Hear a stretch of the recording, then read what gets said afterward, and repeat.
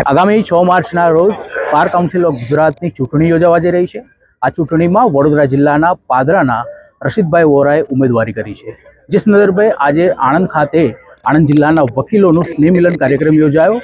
મોટી માત્રામાં આણંદ જિલ્લાના વકીલો અહીંયા ઉપસ્થિત રહ્યા અને રશીદભાઈ વોરાની કહી શકાય કે તેમને પક્ષમાં અને તેમને જીતાડવા માટેના પ્રયત્નો અને ચર્ચાઓ કરવામાં આવી છે। આ સંદર્ભે આપણી સાથે બાર કાઉન્સિલ ઓફ ગુજરાતની ચૂંટણીમાં ઉમેદવાર તરીકે નોંધાયેલા રશીદભાઈ જોડાયા છે। શું કહેશો, તમે ઉમેદવારી નોંધાવી છે, પ્રથમ વખત ઉમેદવારી નોંધાવી છે, કેવી રીતે જુઓ છે અને તમારો મેનિફેસ્ટો શું રહેશે? હેલો, ઉમેદવારી કરેલી છે અને મારી મેનિફેસ્ટોમાં સૌથી મોટી વાત એ કે વકીલો જે અન્યાય થઈ રહ્યા છે, વેલફેરનો પ્રશ્ન છે, જુનિયર વકીલો જે શરૂઆતના તબક્કામાં પછી પડતી મુશ્કેલીઓ છે, બેઠક વ્યવસ્થા છે, ઈ લાઇબ્રેરી, કોર્ટમાં જે સુવિધાનો અભાવ છે કે જે વકીલોને કોઈ સુવિધા નથી મળતી, એની સામે જે સરકારે જે સુવિધા આપવી જોઈએ એને પ્રાથમિકતા આપીશ। વેલફેર માટે જે વકીલો સૌથી મોટો અન્યાય થાય છે એ અન્યાયને હું બંધ કરાવીશ। બીજું સૌથી મોટી વાત છે કે હું આણંદ જિલ્લાના તમામ વકીલ મંડળનો એટલે આભાર માનું, તમામ તાલુકા બારના તમામ ઇલેક્ટેડ સભ્યોને મોટી સંખ્યામાં જુનિયર સિનિયર વકીલો ભેગા મળીને પ્રોગ્રામ કરવાનું નક્કી કર્યું।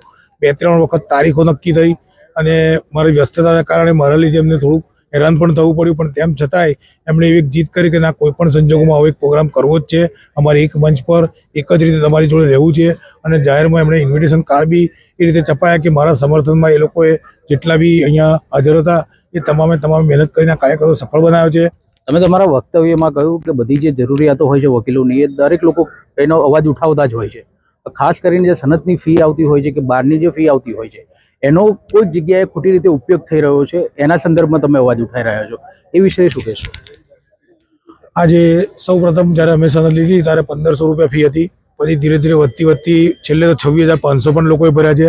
અને આ જ બાબતે જ્યારે સુપ્રીમ કોર્ટના ધ્યાન પર આ હકીકત આવી તો સુપ્રીમ કોર્ટે પછી એ ફી ઘટાડવાનું કહીને નોમિનલ એક ફી કરી દીધી, એકદમ નોમિનલ। કારણ કે વકીલાત એ સુપ્રીમ કોર્ટના કહેવા પ્રમાણે કોઈ ધંધો નથી કે વ્યવસાય નથી, આ એક સેવાકીય પ્રવૃત્તિ છે। અને છેલ્લું એક જજમેન્ટ પણ આવ્યું કે વકીલ જો ઘરમાં પણ ઓફિસ ચલાવે તેને ઓફિસ તરીકે ના બોલવી શકાય, કારણ કે એ કોમર્શિયલ વસ્તુ નથી। એટલે જ્યારે તમે સમાજને મદદરૂપ થતા હોય, કાયદાનું પાલન કરવામાં તમારો મહત્વનો ભાગ હોય, તો એવા સંજોગોમાં વકીલને જે સુવિધા મળવી જોઈએ એ ખરેખર વકીલ એટલે પાયાનો પથ્થર છે। જ્યુડિશિયલી સિસ્ટમ અને વકીલાત પર આ બેની ઈમાનદારી પર આ દેશ ટકેલો છે અને એમના પર કોઈ એ જ ના થઈ શકે। તો એવા સંજોગોમાં જ્યારે બાર કાઉન્સિલની ચૂંટણી હોય તે બાર કાઉન્સિલમાં સારા, સક્ષમ, નીડર, નિષ્પક્ષ ઉમેદવારો જ્યારે આવે, જે સબળ બી કહી શકાય કે પોતાની રીતે પોતાનો અવાજ ઉઠાવી શકે, આવું મોટું સમર્થન એમને મળતું હોય, હવે આજે સમર્થન મળ્યું છે તો મારી એક જવાબદારી બની જાય છે કે આ લોકોનો કોઈ પણ પ્રશ્ન ક્યારે પણ હોય તો એ લોકો સીધા મારા ટચમાં છે। કદાચ જે વ્યક્તિ કોઈ આવ્યો હશે કોઈના કહેવાથી, કે જેના દ્વારા આવ્યો છે એને કહેશે કે ભાઈ મારું આ કામ છે ને રશીદભાઈ કરવાનું છે, એટલા માટે થઈને બી આ વસ્તુની જરૂરિયાત છે ને આજે બધા મારા પર વિશ્વાસ મૂક્યો છે, એટલે એવું કહી શકું કે એમના કોઈ પણ પ્રશ્ન હશે એ ચોક્કસપણે હું નિરાકરણ લાવી।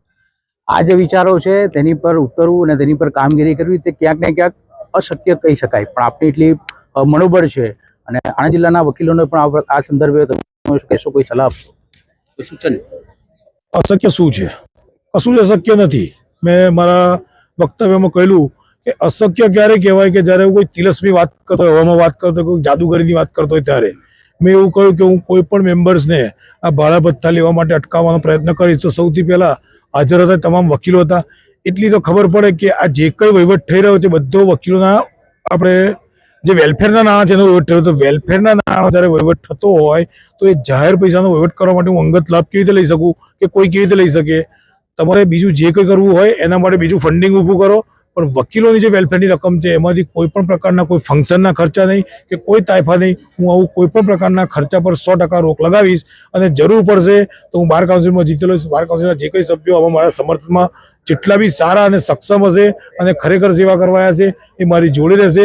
અને જે નહીં હોય તો હું તમામ ગુજરાતના તમામ 12 પાયા પ્રશ્ન લઈને જઈશ ને તમામ 12 આગળ એમના જે 12માંથી હશે એ 12માં એમને કહીશ કે તમારા મેમ્બર્સ આ ખોટું કરી રહ્યા છે, એમને ઉઘાડા પાડો।